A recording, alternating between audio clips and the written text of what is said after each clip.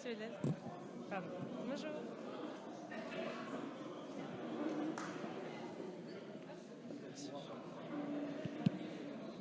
Test.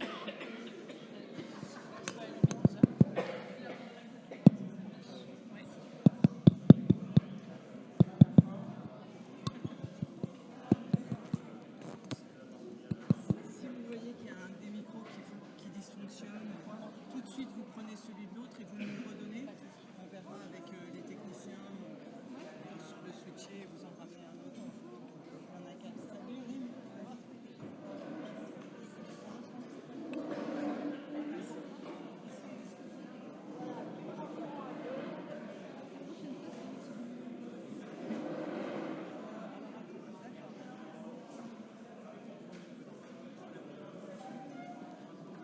Ouais, c'est une grosse organisation. Blanc, c'est les petits trous blancs là, qui sont là. Combien de temps tous les combien de temps les conseils? Oui, je pense que ça vous reste. Il y en a tous les combien de temps les conseils aussi?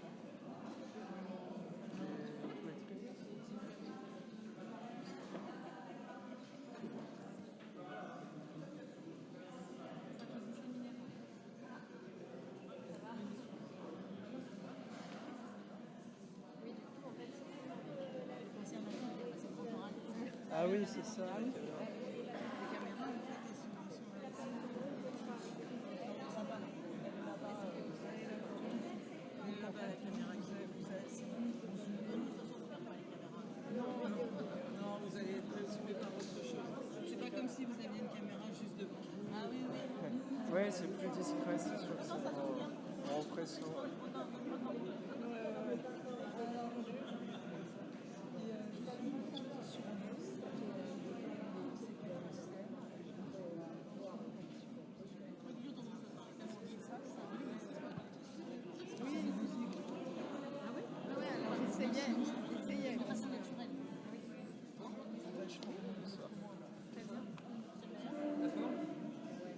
Vous êtes prêts?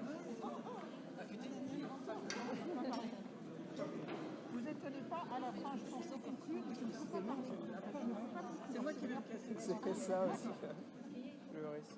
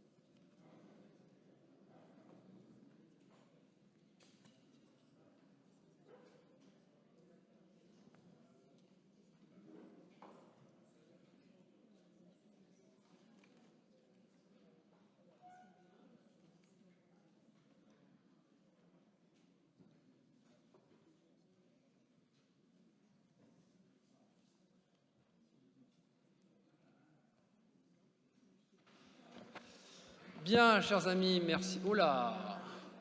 Oh là là! 1, 2, 3, 1, 2, 1, 2, 3. C'est mieux là ou pas? Oui, hein, ça va aller, sinon je l'éloigne. Bien, chers amis, merci à vous toutes et tous de votre présence. Alors si nous sommes un peu là dans le sombre, c'est pour qu'on puisse bien voir le PowerPoint. J'ai posé la question, donc si vous la posiez comme ça, vous avez la réponse. On démarre donc ce conseil municipal, comme l'an passé, par un moment exceptionnel, puisque c'est notre Assemblée citoyenne qui va produire un avis citoyen sur les questions de santé. Donc j'explique peut-être un peu techniquement comment tout ceci va se dérouler, en prenant soin, après vous avoir salué, de saluer celles et ceux qui prennent le temps de nous regarder sur les réseaux sociaux. On fait l'ouverture, Pascal va dire un petit mot, nous procéderons ensuite à une suspension de séance, et c'est à ce moment-là que nous entendrons l'avis citoyen. Nous en ferons évidemment une petite conclusion, puisque cet avis ne vise pas de conclusion ce soir, mais bien évidemment des projections de travail. Et nous irons ensuite partager un petit verre de l'amitié, comme on l'avait fait l'an passé. Et nous reprendrons les travaux du conseil municipal ensuite à 20h30. Mon cher Pascal, à toi. Merci Monsieur le maire, bonjour à toutes et tous et bienvenue à tous les membres de l'Assemblée citoyenne qui sont en partie ici aujourd'hui dans la salle. Moi, c'est juste pour faire un petit rappel sur la mise en place de cette Assemblée citoyenne qui va rendre ce soir et nous présenter son deuxième avis. Citoyenne, c'est fait suite à un travail qu'on avait entamé autour de notre charte de la participation citoyenne et de nos outils de dialogue et de rencontre avec les Évry courcouronnais. Donc, elle est aujourd'hui constituée de 53 membres. Je voulais juste rappeler qu'on est très peu de villes en France à avoir une assemblée citoyenne. Certaines villes ont eu des conventions citoyennes quand elles se sont déroulées à la demande du président de la République. Et puis, Paris, Rouen, Poitiers, Évry-Courcouronnes ont mis en place et se sont dotés d'assemblées citoyennes. Il y a 100 membres à Paris, 55 à Rouen et donc 53 à Évry-Courcouronnes. Elle est composée principalement donc d'habitants, forcément, et donc 30 citoyens qui se sont proposés ou qui ont fait œuvre de candidature, 13 membres des instances locales de participation citoyenne, comme les conseils de quartier, Conseil des sages, 7 membres d'associations et puis 3 membres d'institutions. En sachant que ce qui était intéressant aussi, c'est que on va le voir ce soir aussi dans les personnes qui vont nous faire la restitution, il y a plus de la moitié des membres sont des personnes qui ne sont investies dans aucune instance de participation de la ville ou dans des conseils d'administration d'associations. Et donc, on a fait connaissance lors des divers travaux. Et puis, elle se renouvelle au fur et à mesure. Je crois qu'il y a 4-5 membres qui n'ont pas souhaité continuer sur ce sujet-là. Et donc, on a trouvé 4-5 personnes supplémentaires pour venir compléter l'Assemblée. Et rappeler qu'il s'agit vraiment de construire une réflexion collective dans une ambiance conviviale et constructive. Ça, vous pourrez nous dire, mais je pense qu'elle était conviviale et je suis sûr qu'elle était constructive. Et puis, de formaliser un avis pour aussi nourrir notre réflexion et la réflexion des élus. Donc cette année, comme l'a dit Monsieur le maire, le thème qui a été choisi, la saisine du maire, mais qui correspondait aussi au sujet que l'Assemblée ou que les membres de l'Assemblée avaient envie de travailler, c'est la santé. La santé est un enjeu clé à Évry-Courcouronnes et je le sais en me retournant vers ma collègue Danielle Valero, maire adjointe en charge de la santé notamment, qui a participé et contribué à l'élaboration aussi des questionnaires ou des questions qui ont pu vous être posées. Donc Évry-Courcouronnes, une municipalité qui s'engage beaucoup en matière de santé et qui tend vers une approche globale de la santé. Avant de passer la parole au rapport, je ne sais pas si c'est le mot rapporteur, en tous les cas, ceux qui vont nous donner l'avis de l'Assemblée, je voudrais juste rappeler qu'elle s'est réunie 4 fois, 5 fois même, mais 4 fois autour de thématiques différentes, comme la communication et l'information et la sensibilisation en matière de santé, la santé environnementale, les activités physiques et le sport et la santé, et puis surtout un temps qui a été important de validation du contenu et de l'avis que vous allez nous présenter. Donc l'avis va nous être présenté ce soir par... J'avais un post-it et bien sûr, je ne sais pas, il est là, voilà. Donc par Natacha Wilmoth, par Sandrine Pereira et par Clément Demongin. Et donc, je vous laisse la parole pour nous détailler les 4 axes thématiques que vous avez abordés pour améliorer la santé à Évry-Courcouronnes. Bonsoir, monsieur le maire. Bonsoir, messieurs, mesdames les élus. Bonsoir, cher public. De mon côté, je vais commencer à vous parler de la communication en santé. Nous avons travaillé sur comment informer les habitants sur les questions de santé et comment mieux sensibiliser et améliorer la prévention.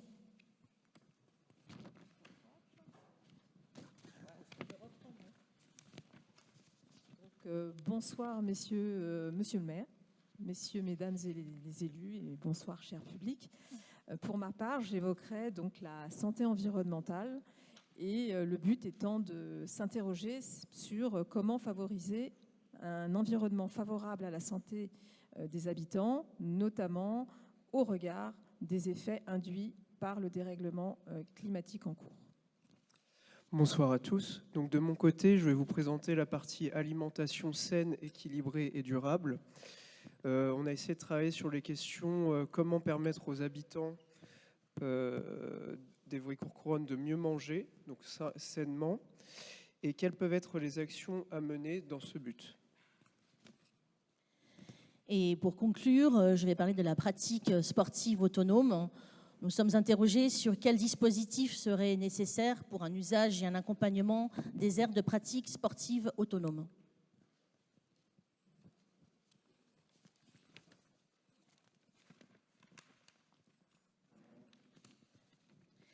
Alors, concernant la communication en santé, nous avons une première orientation, l'information locale fiable et partagée. Nous avons constaté que les populations sont facilement exposées à des phénomènes de fake news, informations sans forcément de vérification ou de hiérarchisation, et qu'elles ont des difficultés également, ces populations, à trouver des informations sur l'offre de santé à l'échelle locale. Nous avons recours à l'information, souvent de pair en pair, qui permet d'obtenir des informations plus précises. Fort de ces constats, nous avons apporté les propositions suivantes. 3 propositions. La mise en place d'outils vérifiés et fiables, en créant par exemple un annuaire actualisé fiable qui regroupe l'ensemble des professionnels de santé sur la commune. La communication de la ville sur les actions en faveur de la santé, en mettant en place une rubrique santé dans la quinzaine et la création d'un logo de la santé Évry-Courcouronnes, et la mise en place d'un temps commun sur la santé, en organisant par exemple des forums de la santé à Évry-Courcouronnes pour les habitants, en se basant sur des ateliers ludiques et gratuits, accessibles par tous, ou encore en mettant un temps de valorisation des métiers de la santé pour inciter nos jeunes à s'orienter vers ces filières médicales. En deuxième orientation, nous avons l'information adaptée et accessible à tous. Nous avons constaté que les campagnes nationales sont hors sol et insuffisantes face aux réalités de notre quotidien. Différents publics sont éloignés des questions autour de la santé. Il est important de mieux les intégrer et les prendre en compte avec de la prévention et des démarches d'aller vers, en mobilisant des ressources locales afin de faire le lien avec les populations. 4 propositions sur ce thème. Avoir l'information dès le plus jeune âge dans une logique de prévention. Pour cela, organiser des journées santé à l'école, créer des messages pour et avec les jeunes sur les réseaux sociaux, l'amélioration de l'accessibilité de l'information, réfléchir à la mise en place d'un point ou bus info-santé et des actions de sensibilisation ludique, développer des campagnes qui intègrent les réalités locales et sociales des habitants. En 3e proposition d'action, les acteurs du territoire comme relais d'information sur les questions de santé, en impliquant les différents acteurs du territoire pour développer la communication autour des problématiques de santé. Enfin, la santé environnementale comme sujet récurrent et appréhendable par tous, en intégrant un volet santé-climat dans l'application de la ville, en proposant des animations pédagogiques pour les habitants, par exemple comme la fresque du climat ou des quiz pédagogiques. Une dernière orientation sur cet axe, avoir une information sur les bonnes pratiques. Nous avons identifié le besoin d'accompagnement de la population vers les bonnes pratiques pour un passage de l'information à l'action dans le but d'améliorer la santé et de réduire les risques. Nous proposons premièrement la mise en place d'actions spécifiques pour communiquer et sensibiliser sur les bonnes pratiques en cas de forte chaleur, en développant une campagne d'information pour adopter les bons gestes lors des épisodes de canicule, en mettant par exemple des actions de communication pour favoriser la gestion de chaud hors climatisation, via des techniques traditionnelles et ventilation, ou une carte partagée des îlots de fraîcheur sur la commune. Et deuxièmement, le développement d'une communication simple, pertinente et fiable pour encourager le mieux manger, sain et durable à Ivry-Courcouronnes. Développer différents outils de communication pour faire connaître les fournisseurs d'alimentation saine et durable, mettre en place des dispositifs d'information sur les bonnes pratiques alimentaires via, par exemple, un guide de bonnes pratiques alimentaires. Je cède la main à Sandrine. Merci. Ce que je vous propose d'aborder, c'est l'axe 2, concernant donc la santé environnementale.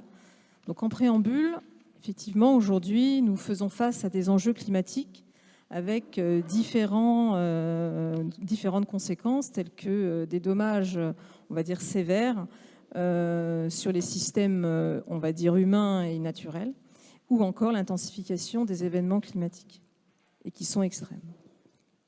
Donc ce qui nous a amené, ce qui a amené l'Assemblée citoyenne à définir une première orientation, à savoir développer un aménagement du territoire favorable à la santé, avec un constat que effectivement les bienfaits de la nature en ville sont avérés, à savoir une garantie d'air pur, de rafraîchissement, de support pour la biodiversité et qui embellit également notre cadre de vie. Donc voici les propositions suivantes qui sont la révision du plan local d'urbanisme pour impulser un aménagement du territoire favorable à la santé. Comment ? Peut-être en incluant un chapitre sur le changement climatique dans le plan local d'urbanisme. Une deuxième action pourrait viser à impliquer davantage, je dis bien davantage, des élus pour favoriser la santé, quoi qu'il le soit déjà bien, en incitant notamment nos élus à s'approprier cet avis citoyen et peut-être mettre une mise en place d'un diagnostic sur la santé environnementale. Enfin, une troisième action pourrait être sur l'atténuation du bruit et des nuisances, on va dire, au quotidien, notamment mener une réflexion sur la réduction des nuisances sonores.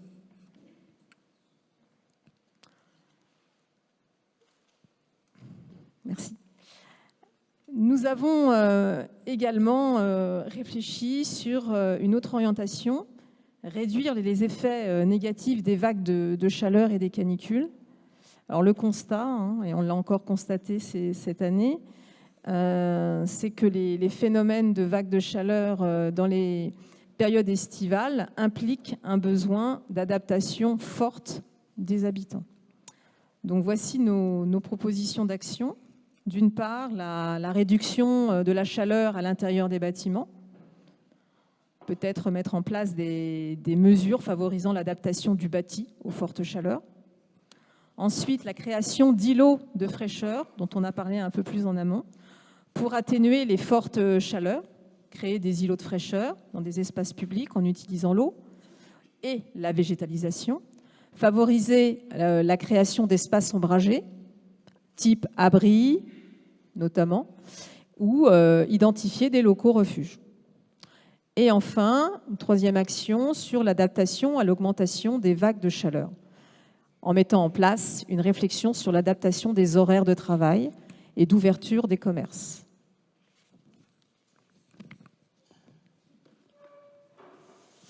Nous avons enfin réfléchi sur une dernière orientation dans cet axe, à savoir agir pour améliorer la qualité de l'air. Alors le constat, il y en a deux. Enfin, il y a deux constats.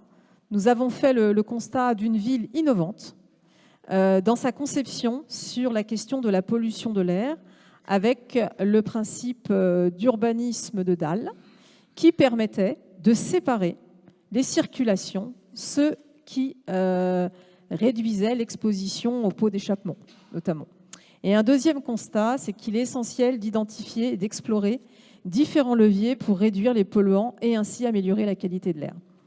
Voici nos propositions, donc avec le suivi de la pollution de l'air et de ses effets, en mettant en place des capteurs, mesures régulières de la qualité de l'air pour un suivi de la pollution de l'air. Ensuite, des actions sur les mobilités pour réduire les pollutions de l'air, limiter l'utilisation de la voiture et développer les mobilités douces, ce qui est déjà en train de se faire, et préserver et entretenir les passerelles piétonnes. Un autre sujet, une autre action porte sur l'atténuation de l'exposition aux polluants chimiques par l'installation de dispositifs visant à réduire la présence de polluants chimiques dans l'air, type capteur. Également, augmenter la présence de végétation autour des voiries, réduire l'utilisation des produits phytosanitaires et biocides par les services municipaux et ses prestataires. C'est aussi une idée. Enfin, une dernière action serait sur les stratégies d'atténuation pour la qualité intérieure, en imposant notamment des mesures auprès des constructeurs pour favoriser la qualité de l'air ou en mettant des aides pour le choix des filtres à particules au sein des habitacles de voitures. Merci. Donc pour ma part, je vais aborder la partie alimentation saine, équilibrée et durable. Donc dans un premier temps, nous avons travaillé sur le premier axe. Clément, si vous souhaitez rester assis, ne vous gênez pas. Hein. Bon, vous inquiétez pas, c'est bon, je suis équilibré. Donc, mais merci pour la proposition. Donc, la première thématique est de développer et garantir les conditions d'accès à une alimentation saine, équilibrée et durable, en partant du constat que dans un contexte de crise climatique, sociale et environnementale, nous avons identifié la nécessité pour la ville de faire preuve d'exemplarité en mettant en place des actions pour une alimentation durable et favorable à la santé. Donc nous avons listé différentes propositions d'actions pour répondre à cette question de l'exemplarité de la ville d'Évry-Courcouronnes en matière d'alimentation saine et durable. Dans un premier temps, en développant l'exemplarité dans les restaurations collectives municipales, premièrement en favorisant l'alimentation bio dans les restaurants collectifs et lors des manifestations organisées par la ville, mais aussi en supprimant tout ce qui est couverts et gobelets en plastique, notamment en rapport avec tout ce qui est perturbateurs endocriniens, en se fournissant chez des producteurs locaux, en privilégiant des prestataires qui utilisent des produits sains et respectueux de l'environnement, notamment à travers la politique de marché et d'achat public. Dans un deuxième point, nous avons souhaité travailler sur la thématique, sur l'encouragement des établissements de santé qui n'ont pas forcément de démarche autour de l'alimentation saine et durable, donc à adopter ces propositions. Pour poursuivre sur cette même thématique, nous sommes partis du constat que tendre vers une alimentation de qualité consiste à privilégier l'approvisionnement en produits de qualité et bio. Et donc, il est essentiel de faciliter l'accès à une alimentation saine à tous, donc y compris au public défavorisé et aux plus démunis. Donc, les différentes propositions qui ont été listées sur cette thématique du développement d'un environnement favorable à une alimentation saine et durable à l'échelle des quartiers et de la ville En premier lieu, c'est de faire connaître les initiatives qui existent déjà, mais aussi de continuer à les développer en matière d'agriculture locale, donc sur l'ensemble du territoire, en favorisant le développement de réseaux d'AMAP et ainsi que la création de jardins partagés et de zones de culture, de vergers, etc. En idée aussi, nous avons développé l'idée d'un chèque alimentation saine et durable pour permettre justement aux personnes en précarité de bénéficier de ce mode de consommation. En deuxième point, nous avons souhaité travailler sur l'amélioration de l'accès à une offre alimentaire locale de qualité en encourageant l'installation dans tous les quartiers de maraîchers, de marchés, l'implantation de magasins et de commerces de proximité bio, en favorisant l'installation d'une offre de restauration plus diversifiée et plus qualitative, en organisant des achats groupés bio et éco-responsables, notamment avec les acteurs locaux et la mise en place de plateformes de type locavore, donc pour une consommation locale, et ensuite en travaillant sur tout ce qui est récupération d'invendus.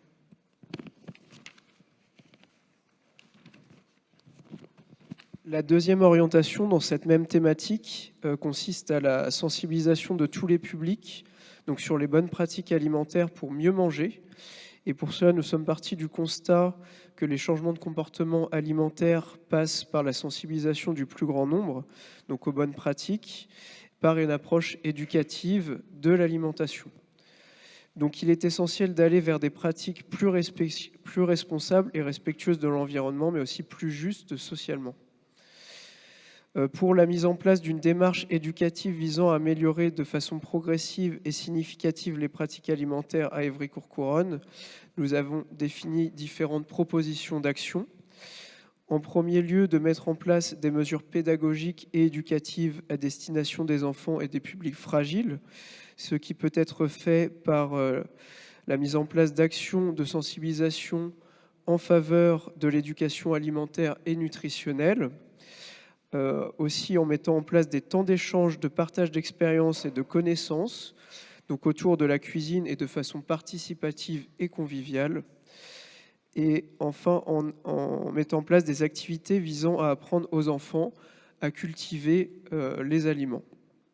Donc la culture des aliments, mettant la main dans la terre, etc., pour la production alimentaire locale. Les autres points qu'on a définis dans cette même thématique sont d'organiser une grande fête. Voilà, on souhaiterait organiser une grande fête sur la thématique du goût et de l'alimentation, donc réunissant différents acteurs du domaine. Et aussi mettre en place des actions de sensibilisation à destination des agents municipaux. Voilà pour ma part.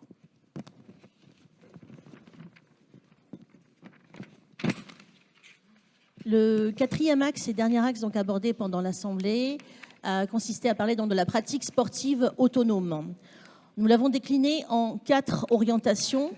Une première orientation sur une pratique autonome proche de chez soi, attractive et connue. Nous avons constaté que 2 démarches coexistent aujourd'hui, à savoir aller vers des structures ou des parcours proches de chez soi, ou aller vers des terrains plus éloignés s'il y a une pratique de sport un peu plus spécifique. C'est pourquoi il apparaît essentiel d'améliorer l'accès aux équipements et aménagements disponibles sur le territoire, de les rendre plus attractifs et aussi de les faire connaître de tous. 3 propositions d'action.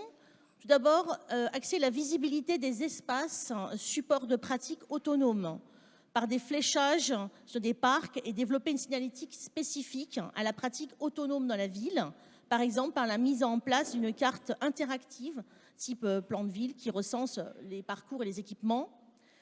Deuxièmement, une amélioration et l'enrichissement des installations en développant l'approche parcours santé, en améliorant les continuités des cheminements et axes cyclables, en répartissant équitablement sur le territoire le réseau des équipements sportifs, en améliorant l'aspect ludique et le cadre paysager des parcours et des équipements pour les rendre plus attractifs. Enfin aussi, miser sur la réduction des nuisances et des risques de la pratique autonome, en limitant les risques des nuisances et aménagements dédiés à la pratique autonome, en s'assurant de l'entretien des équipements et en menant une réflexion sur l'éclairage des équipements. Une deuxième orientation a misé sur la pratique ouverte à tous et accompagnée. Nous avons constaté que le besoin d'accompagnement existe et que des acteurs locaux peuvent être des ressources. Il est primordial donc de favoriser la mixité des publics et des usages et de travailler sur les freins psychologiques, comme par exemple la sécurité ou le regard des autres. Il est essentiel également d'en savoir plus sur les pratiques autonomes actuelles pour cibler les publics, les informer et les accompagner. 2 propositions d'action.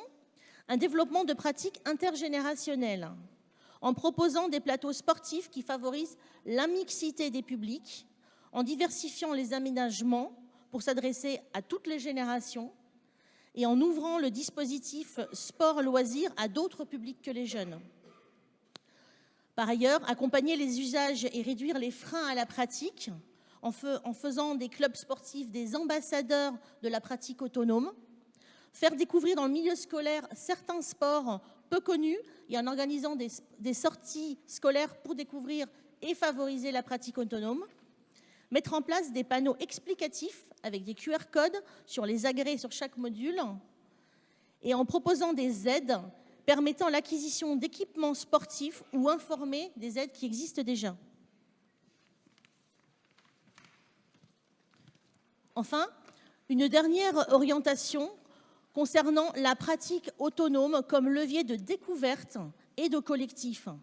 Nous avons fait le constat que le sport en autonomie est un moyen de découvrir le territoire et sa richesse. Et aussi qu'être autonome ne rime pas avec une pratique solitaire. Il est donc possible de développer une approche plus collective. Donc d'un côté, nous avons la pratique autonome pour découvrir le territoire. Nous proposons de développer des courses d'orientation pour faire découvrir le territoire tout en développant la pratique autonome. Établir un document ou une démarche de sensibilisation aux bonnes pratiques dans les espaces naturels avec pour objectif une bonne cohabitation des usages.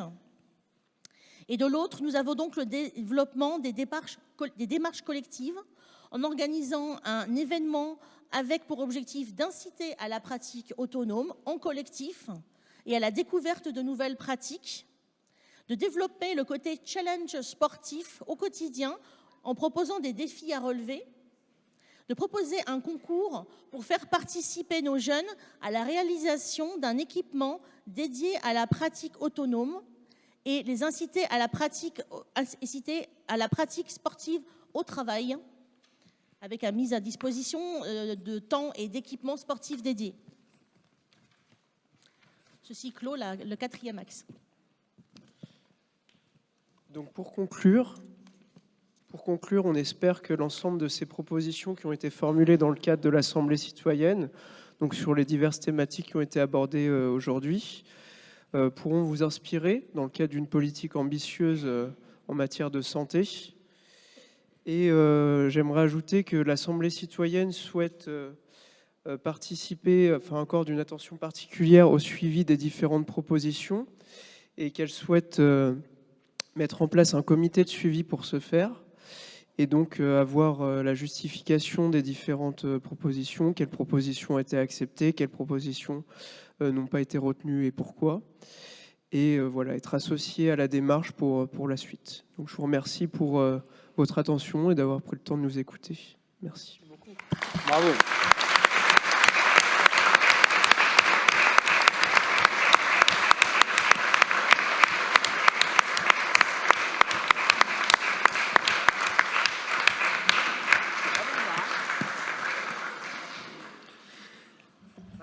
Écoutez, merci. Je pense qu'à l'image des applaudissements que vous venez d'entendre, je pense que l'ensemble du conseil municipal est à tout le moins satisfait, pas surpris. On avait déjà été éveillé à la question sur la première année de travail de l'Assemblée citoyenne, dont le rendu des travaux avait été exceptionnel. Et là, on se disait en messe basse les uns et les autres pendant votre présentation combien le travail que vous avez fourni, les propositions qui en découlent, a été fouillé, sérieux. D'ailleurs, un peu comme l'an passé, un peu rassurant. Il y a des propositions dont on est encore très loin. Il y a des propositions qui peuvent se réfléchir. Puis il y en a pas mal qui sont déjà à l'œuvre, in fine, à l'échelle de la ville. Mais un peu comme le sujet de l'année dernière, c'est aussi ces rappels-là la démonstration aussi de notre difficulté à communiquer parfois sur ce que l'on fait et la capacité à faire comprendre l'enjeu de nos actions. Permettez-moi à nouveau de remercier à travers vous trois, Natacha, Sandrine et Clément, qui étaient rapporteurs ce soir, mais rapporteurs d'un travail collectif, remercier toute l'Assemblée citoyenne. Je pense qu'on peut à nouveau vous applaudir, c'est vraiment mérité. Vous avez fait un gros travail.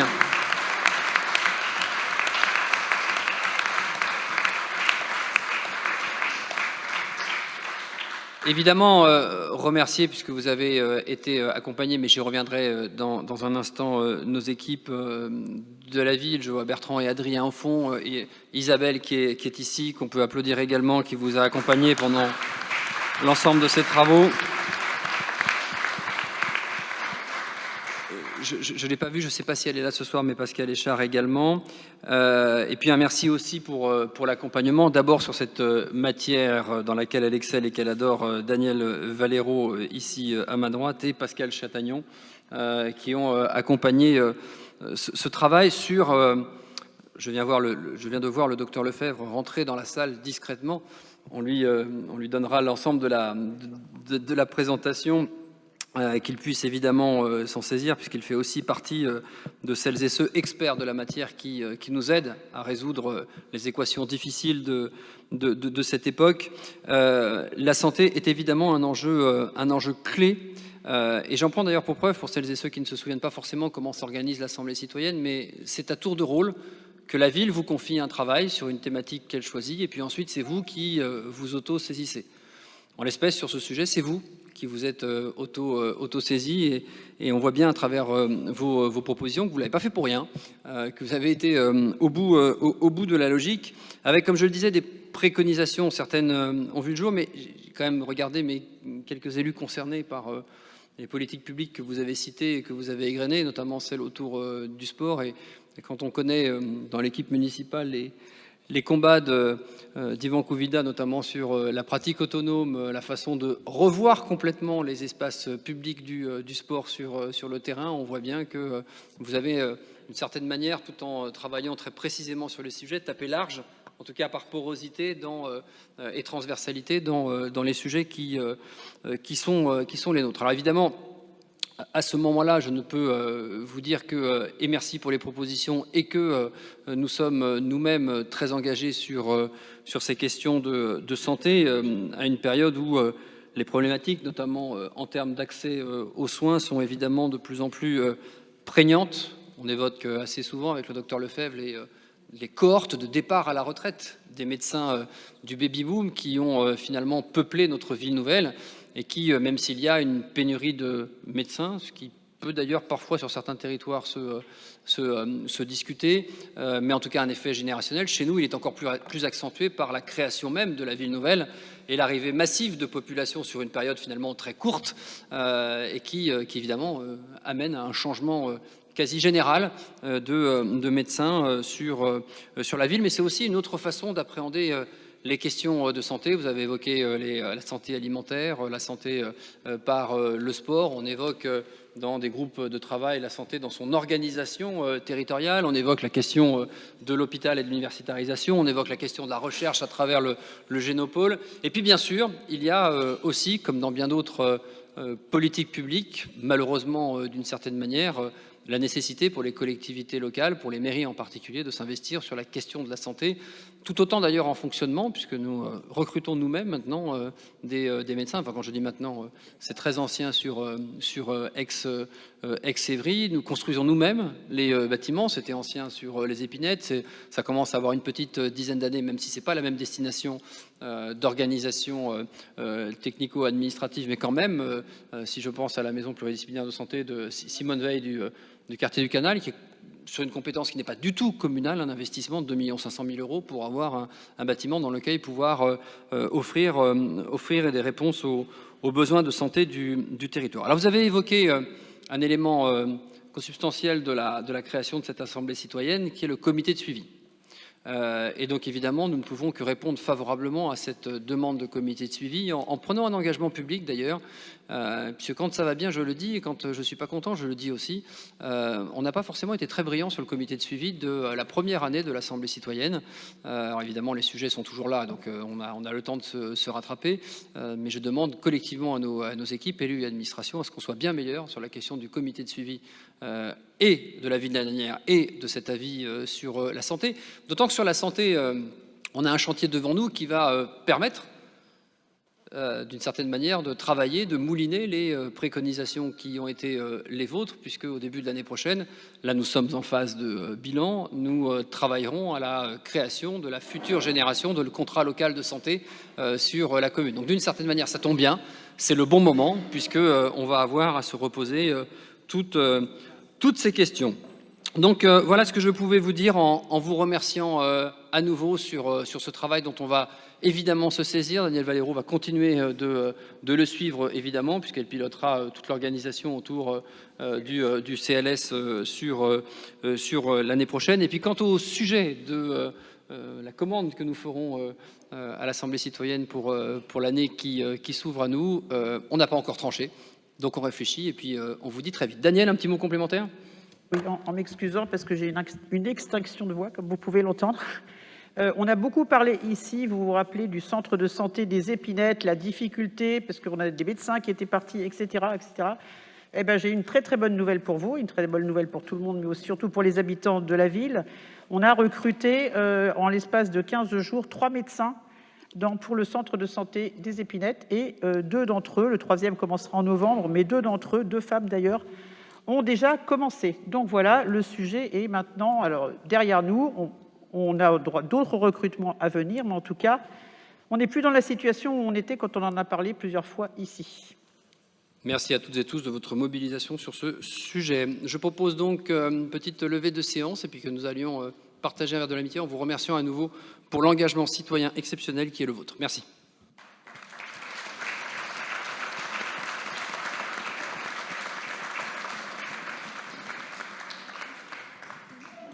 Ouais, ça va. Oui, ça a été. Ah oui, oui, c'était parfait. Franchement, c'était parfait. Ça a été, Vraiment parfait.